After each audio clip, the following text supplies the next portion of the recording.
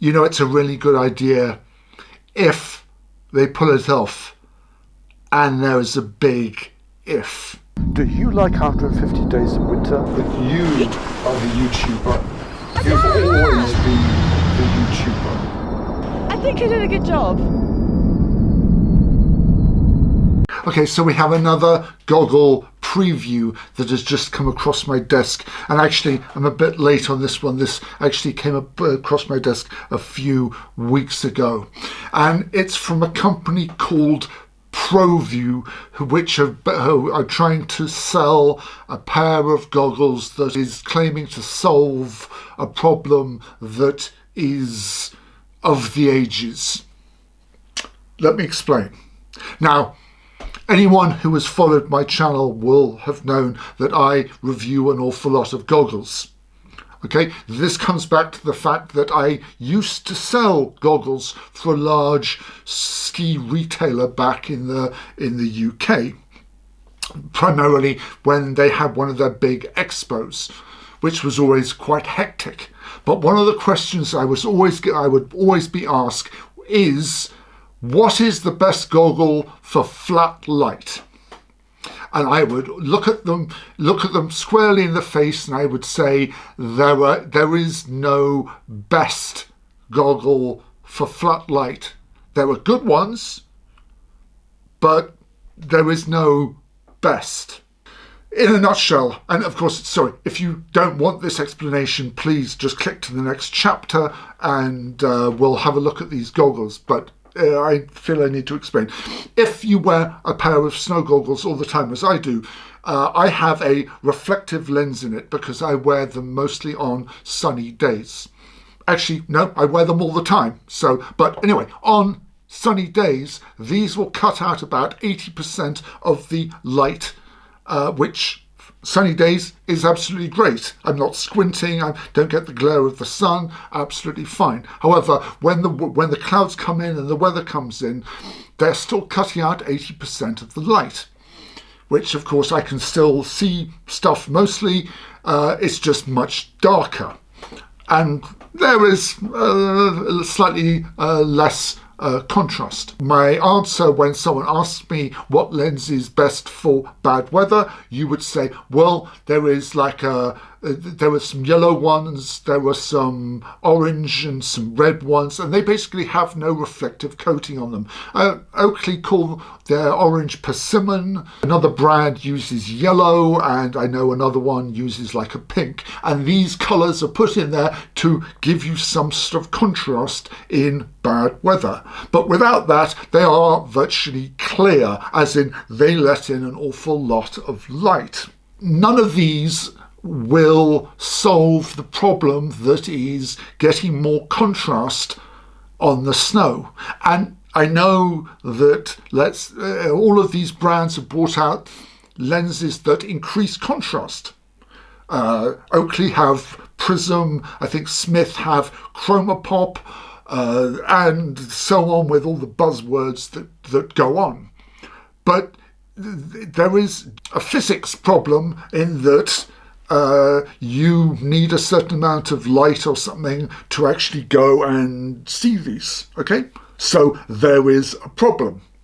However, this ski brand that have come out, which is called Provuu, basically popped into my feed, of which goggles which are using augmented reality in order to solve the problem of flat light. And by that I mean that they have some cameras on the goggle that basically convert what you're seeing into a very high dynamic range image, and they boost the contrast. Now, if you have a phone camera which is maybe like 5 years old at least, you will notice that when you take a picture, it takes a picture of what is called HDR, high dynamic range, where if you take a bad picture, it will take multiple pictures, but it will basically take one where it boosts shadows, it'll take one where it removes the bright spots like the sun, and it will average it all down so that you can see the shadows and the sun isn't so glaring. And oh my god, am I such a great photographer with my phone. Yeah. Let us go and just have a look through, and let me just give you my thoughts on what their website is saying. Okay, so we start off, and of course their goggles called XR goggles. View XR technology lets you enjoy winter sports safely no matter the conditions. Join waitlist. We'll come to that later. And basically what you can see here, a very nice image of the goggle, which looks like a cylindrical lens, and it looks like it has an optical insert, but that optical insert is a pair of augmented reality lenses in front of your eyes. But as we scroll down, we can see where it says key features, and of course it shows you a before and after. And of course the after shows stuff in really high, like a very contrasty black and white. And they say they're going to increase contrast by 75%. That's quite a claim. And increase visual range by up to 5 times. Again, very impressive numbers. If we go down there, we can see it says, safe by design, see clearly what's ahead without blocking peripheral vision. Again, we will get to that soon. Fully transparent when the View HR is not active. There is, of course, a button on the side of the goggle that turns this on. And of course, they show what it looks like with the screen on and with the screen off. They go on to say that designed for the outdoors, less than 100 grams additional weight. They, of course, don't say how much the goggle completely weighs. Attachable handheld unit with a rechargeable battery, stows in pocket, protects battery from electronics from damage and extreme temperatures, which is a very good point. Let's just have a quick look at their technical specs. They say that they have a pair of monochrome HDR cameras for maximum contrast sensitivity. They basically are recording in 1080p. It gives you a 65-degree field of view. Latency is less than 30 milliseconds, and display brightness is greater than 500 nits. It has a dimmable electrochromic lens, with a battery life of 4 hours runtime, and fully rechargeable 1 hour of USB-C. Operating temperatures are very, very cold to quite warm, and compatible with helmets, which is nothing. Replaceable outer lens, again, fine. Going through those, what I would say is, first of all, the 65-degree field of vision is an interesting one. However, if I was to go and get another, just a random pair of goggles, yes, I know, Outdoor Master is basically this claims to have a 200-degree field of vision. When you're looking out like that, 200 degrees. Okay, so when you're wearing these, when they say 65-degree field of vision, you can see that it's greatly reduced from the 200 degrees. However, I will go on to say that 200 degrees of not being able to see anything in a whiteout against 65 degrees of actually being able to see what you're doing is understandable.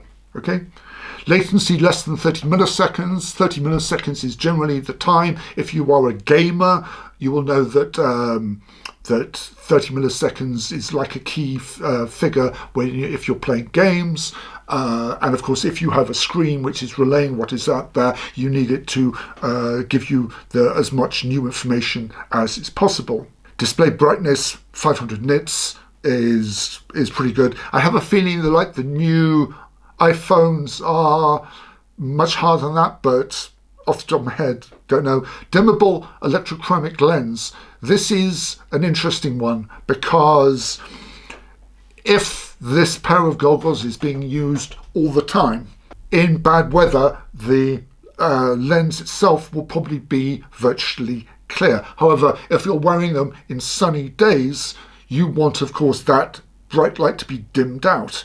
and so they are using a technology to make the lens darker electronically, as opposed to photochromically, in where when you go outside, the lens automatically darkens when it detects sunlight. Having a detachable handheld unit is a really good idea, because again, if you have it in your pocket or your it's going to protect it from being stuck on the outside of a helmet, where it's going to get much colder. I would say, though, the one downside to this will be that the cable that goes from the goggle into your pocket is another cable that can get hit or snagged or whatever. Yes? And of course, if you don't have the cable plugged into the port on the goggle, how is that going to, if you were to fall over and that's going to get clogged up with snow, how easy is that going to be to actually clean out before you reconnect your cable? Just a thought.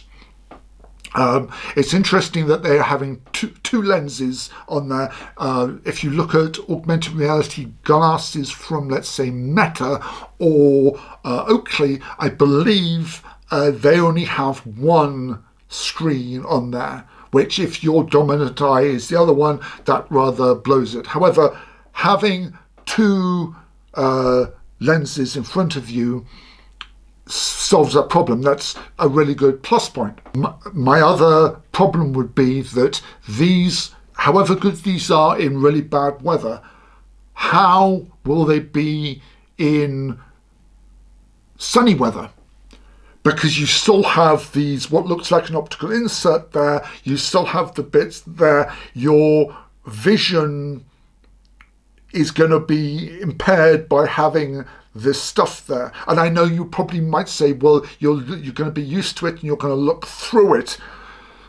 That's my only problem that I have. If you have stuff inside a goggle, it's going to start to like make everything, you're going to be blinkered. Your 65-degree field of vision is fine when it's bad weather, but when it's good weather, if you still have 65 degrees, then a normal goggles 200 degrees is going to be a lot better.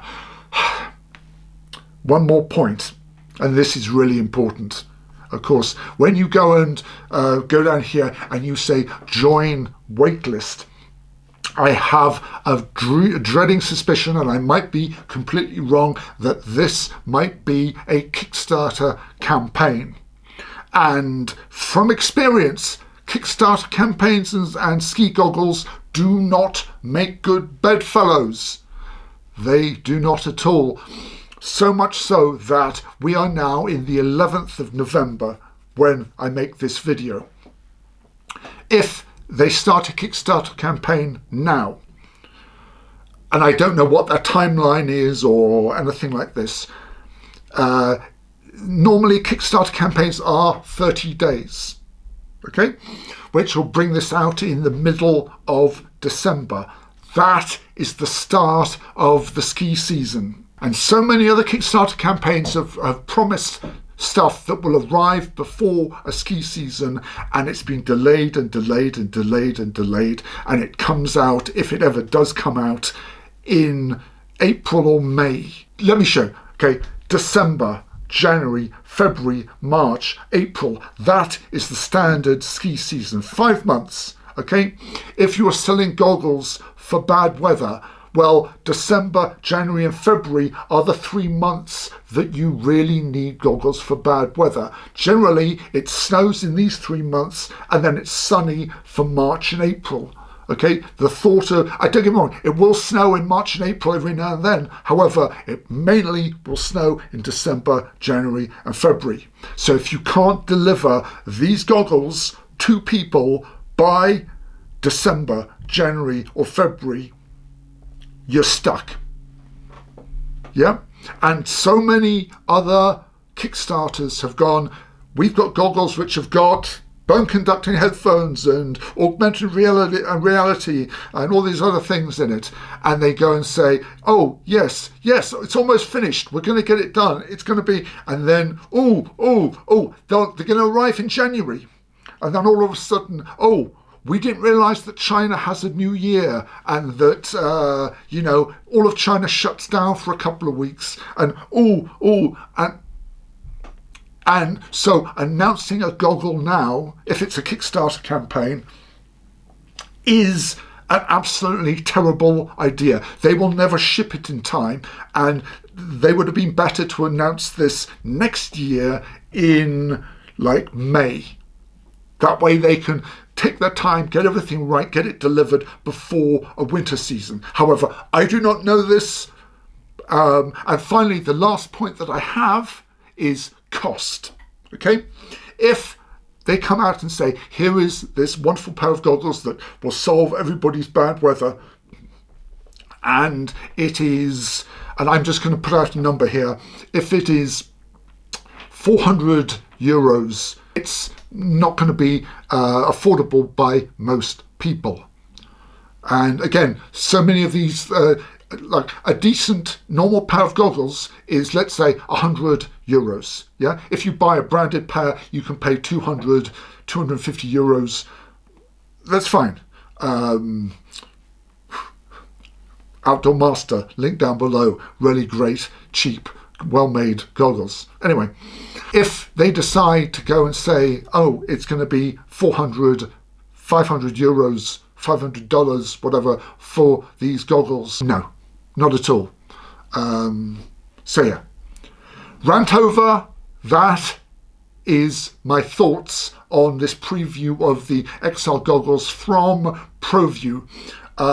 If you have any questions, please leave them down in the comments below. If you enjoy videos like this, please click subscribe to this channel and click a like on this video. It very helps with the algorithm. If you, of course, would also like to buy one of these lovely t-shirts, if you dream of chalet fornication, then again, the link to that is below this video on YouTube. And on that, I will see you in this next preview. Ciao.